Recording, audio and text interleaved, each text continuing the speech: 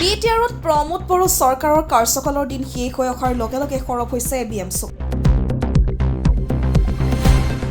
শ্বহীদ লাফিকুল ইছলামৰ হত্যাকাৰীক গ্ৰেপ্তাৰৰ দাবীত সৰব এবিএমছু। লাফিকুল ইছলাম ডাঙৰীয়াৰ হত্যাকাৰীক গ্ৰেপ্তাৰ কৰাৰ যি প্ৰতিশ্ৰুতি আপুনি আমাৰ অঞ্চলৰ সভা সমিতিত দিছিল, আজিলৈকে দুমাহ উকলি যোৱা নাই নেকি? প্ৰমোদ বড়োৰ ওপৰত সৰব এবিএমছুৰ সাধাৰণ সম্পাদক জাহিদুল ইছলাম। আগন্তুক বিটিচি নিৰ্বাচনত ধৰ্মীয় সংখ্যালঘু ৰাইজক ভোট বেংক হিচাপে ব্যৱহাৰ নকৰিবলৈ আহ্বান প্ৰমোদ বড়ো। শেহতীয়াকৈ প্ৰমোদ বড়োৰ ওপৰত সৰব হৈছে এবিএমছুৰ সাধাৰণ সম্পাদক জাহিদুল ইছলাম।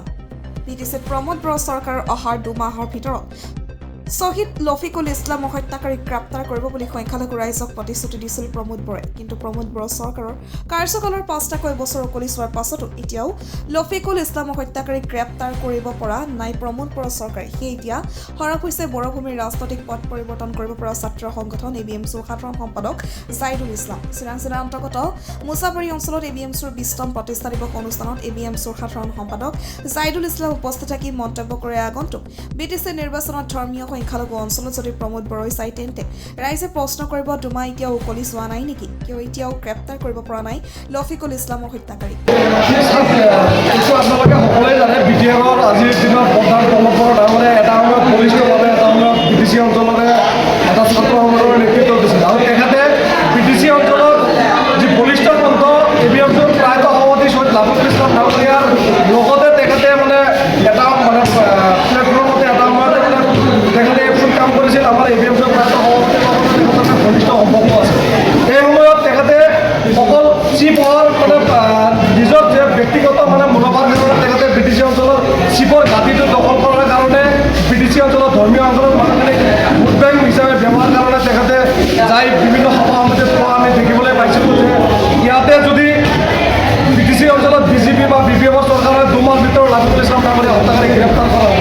কিন্তু আপোনালোকৰ জৰিয়তে আজি প্ৰমোদ বড়ো ডাঙৰীয়াক আমি এবিএমছুৱে প্ৰশ্ন কৰিছোঁ, লাফিকুল ইছলাম ডাঙৰীয়াৰ হত্যাকাৰীক গ্ৰেপ্তাৰ কৰাৰ যি প্ৰতিশ্ৰুতি আপুনি আমাৰ অঞ্চলৰ সভা সমিতিত দিছিল, আজিলৈকে দুমাহ উকলি যোৱা নাই নেকি? আৰু ৫টা বছৰ উকলি যোৱাৰ পিছতো ইতিমধ্যে প্ৰমোদ বড়ো ডাঙৰীয়াৰ কাৰ্যকাল ৫টা বছৰ উকলি যাব। কিন্তু ৫টা বছৰত লাফিকুল ইছলাম ডাঙৰীয়াৰ তেখেতে হত্যাকাৰীক গ্ৰেপ্তাৰ কৰিব লাগিব বুলি ৫টা মাত তেখেতৰ মুখৰ পৰা ওলোৱা আমি এবিএমছুৱে দেখিবলৈ পোৱা নাই। আৰু এইকাৰণে আহ্বান জনাইছোঁ, এইবাৰ যাতে ধৰ্মীয় সংখ্যালঘু মানুহখিনিক লৈ প্ৰমোদ বড়ো ডাঙৰীয়াই ভোট বেংক হিচাপে ব্যৱহাৰ কৰাৰ কাৰণে তেখেতে চিন্তা নকৰে। এইবাৰ ধৰ্মীয় সংখ্যালঘু ৰাইজক আহ্বান জনাইছোঁ, ধৰ্মীয় সংখ্যালঘু অঞ্চলত যেতিয়াই প্ৰমোদ বড়ো সভা সমিতি পাতিব, যেতিয়াই প্ৰমোদ বড়ো যাব, ধৰ্মীয় সংখ্যালঘু মানুহখিনি প্ৰমোদ বড়োক প্ৰশ্ন কৰিব লাগে যে দুমাহ এতিয়ালৈকে উকলি যোৱা নাই নেকি? কিয় লাফিকুল ইছলাম ডাঙৰীয়া হত্যাকাৰী আজিলৈকে গ্ৰেপ্তাৰ কৰা নাই? হয়, যিহেতু APPL চৰকাৰৰ দুগৰাকী সাংসদে ৱকফ বিল যিটো সংসদীয় যিটো আইন সমৰ্থন কৰিছে, কি ক'ব এই সন্দৰ্ভত? গোটেই ভাৰতবৰ্ষই ধৰ্মীয় মানুহখিনিক বিজেপি চৰকাৰখনে